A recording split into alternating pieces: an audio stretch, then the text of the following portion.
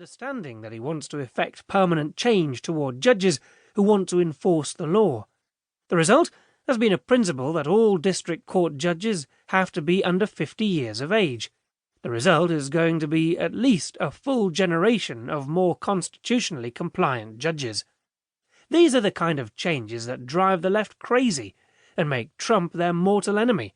Since the left was on the verge of destroying America as it had been, and replacing it with a radical America, their frenzy at the defeat of 2016 is even greater.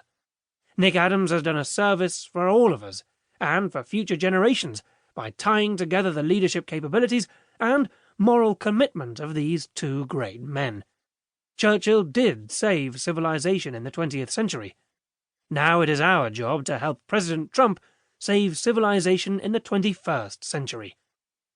Newt Gingrich. Preface.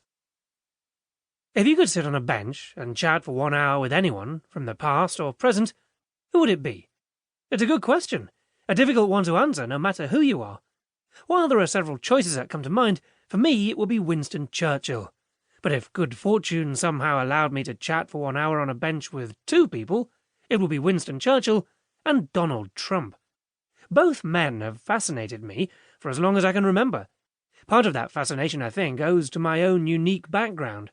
I was born and raised in Australia by a Greek father and a German mother, both of the conservative persuasion.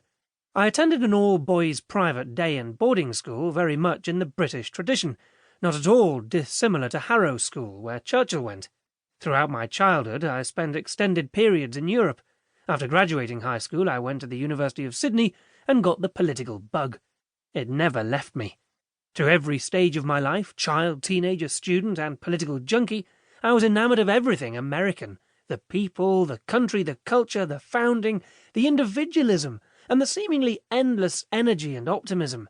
In fact, the first time I visited the United States in 2009, I knew instinctively that I had found home.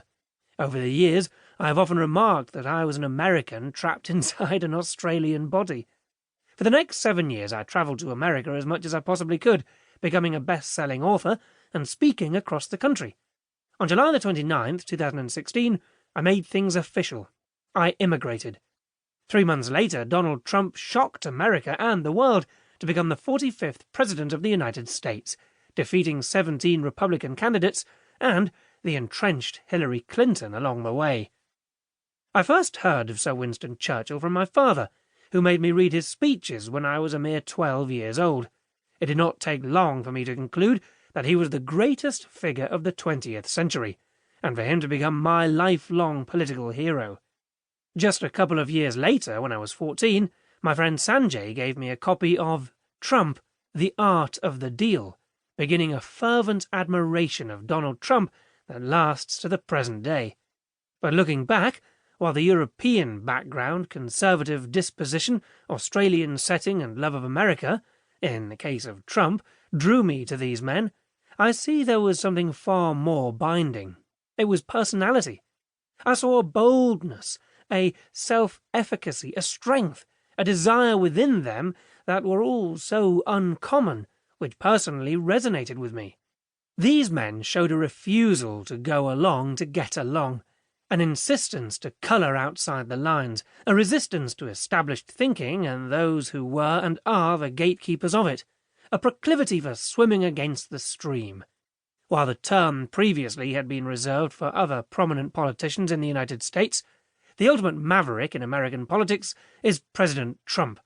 Correspondingly, if you visit the Churchill war rooms, there is an exhibit titled Maverick Politician, although it must be noted that it is far easier to be a maverick in America than in Great Britain, as the former is so invested in individualism and the latter in the collective. British political culture prizes timidity and moderation, making Churchill's individualism all the more astonishing and impressive. Of course, on the surface, Churchill and Trump are profoundly different. One was 5'6" and loved to drink, the other is a 6'3" teetotaler. One napped every afternoon in his pyjamas, the other barely sleeps, period. One began his career by opposing tariffs, the other by introducing them. One was a great orator, the other is a great tweeter. One was a lifelong politician, the other is an entrepreneur.